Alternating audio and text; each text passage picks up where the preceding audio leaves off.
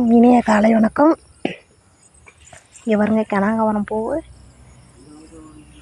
இது ரொம்ப எல்லாருக்கும் பிடிக்கும். வாசனை இருக்காது, ஆனால் வெயிட் இருக்காது. இந்த பூவில் கிலோ 1300 விற்கிது இப்போ. பாருங்கள்,